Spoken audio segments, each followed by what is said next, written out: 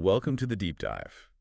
Today we're digging into something pretty significant, offshore dollar borrowing. Right, and how U.S. policy, especially what the Fed does, has, well, shaped this massive market. We're working from an Atlanta Fed paper, The Offshore Dollar and U.S. Policy. Good stuff in there. Yeah.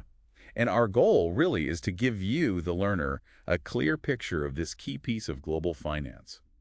Some surprising bits in here, hopefully without getting, too bogged down. It really is amazing how much dollar borrowing happens outside the U.S. It's huge. And U.S. policy has been driving it for generations, sometimes on purpose, sometimes not so much. Exactly. Often responding to crises. It's been an evolution. So let's maybe start back a bit.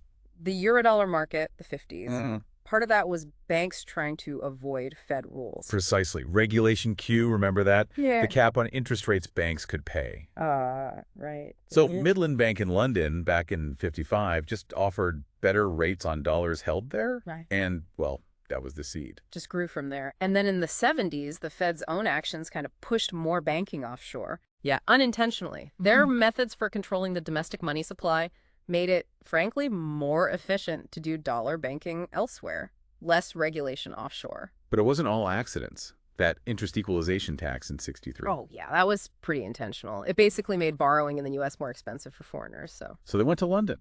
And boom, the Eurodollar bond market takes off there. Exactly. A direct U.S. policy leading to London's rise as a major hub. Fascinating, really. And even back then, the '60s, central banks were already kind of cooperating. Early days, but yeah. The BIS, the Swiss National Bank, they worked together sometimes to stabilize things, get dollars where they needed to go, little interventions. Then the '70s, this is interesting. The Fed starts acting like a backstop for U.S. banks with problems in their London branches. Indirectly, yes. Think Franklin National or Continental Illinois later.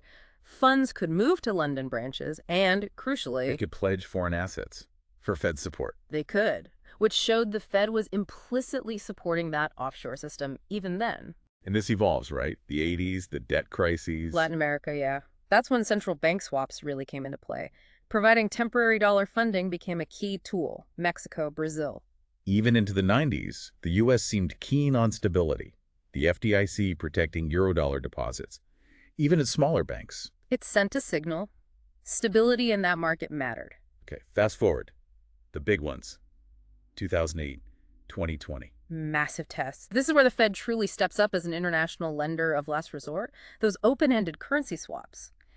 That was a fundamental shift. A game changer. And it wasn't just about stopping a global fire sale, right? It was about their own policy, too. Absolutely. If dollars seize up globally, it affects U.S. monetary policy transmission. Think about LIBOR back then. Stopping runs on non-U.S. banks helped keep those rates and U.S. borrowing costs from completely spiraling. It's all connected. Deeply. And in 2020, remember when the Fed started buying U.S. corporate bonds? Yeah, big domestic move. But it had this huge global stabilizing effect. It calmed nerves everywhere, potentially stopping a run on the entire global dollar bond market. Wow. Okay, those swap lines, who gets them? The Fed seems selective, but also quite broad.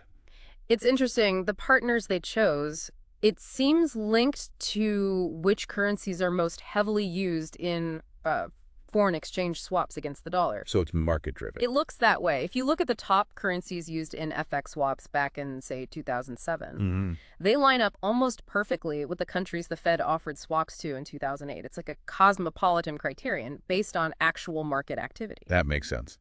Okay, so this whole setup raises some big questions. The paper points them out. Yeah, 4 key ones. First, moral hazard. Do these swaps just encourage too much dollar borrowing abroad because there's a safety net? A classic concern. Then second, LIBOR's gone, we have SOR now. Does the Fed still need to worry about offshore funding disruptions affecting this new benchmark? Right. Third, the offshore market is increasingly bond-based, not just bank loans. How do you stabilize that? Good question. And finally, the scale. Is this whole offshore dollar world just getting too enormous for even the Fed to effectively backstop if things go really wrong? Let's take those maybe one by one briefly. Moral hazard. The paper suggests it might be limited. The swap terms aren't guaranteed. There's uncertainty. Plus, the Fed relies on home country regulators for non-U.S. banks, and there are Basel liquidity rules. Okay, so maybe not encouraging recklessness. Perhaps less so for banks. The bigger worry might be non-bank players, like money market funds, insurers, hedging long-term assets with short-term dollar borrowing. That's trickier. And SOFR, does the link break? Not entirely. Even with SOFR being a U.S. rate, the FX swap market is huge and U.S. banks are central to it. So major disruptions there could still pressure U.S. repo rates and SOFR. Still connected? Very much so, though the Fed's standing repo facility might help absorb some pressure on U.S. rates now. What about stabilizing the bond market then? One idea floated is maybe the central banks receiving swaps could, coordinate buying dollar bonds issued by their country's firms during a crisis. Concerted action. Interesting. And finally, the scale. Is it too big to fail or too big to save? It's vast, no doubt. But the evidence so far, like in '08 and '20, suggests the Fed's interventions worked pretty well without, completely exploding its own balance sheet. Relatively limited use, big impact. So maybe manageable. Perhaps. Geopolitics might be a bigger constraint than just sheer size these days. And you have wild cards like China holding massive dollar reserves, which adds another dimension. Okay, so recapping. We've seen this huge growth in offshore dollars, the Fed's role evolving from almost accidental support to a major international backstop. The critical importance of those central bank swaps, especially in crises, and these ongoing questions about stability, risk, and just the sheer size of it all. Right. So here's a final thought to leave everyone with. We see how interconnected global dollar funding is. We know financial stress can flare up. How might international cooperation need to adapt next, not just in crises, but in regulation beforehand?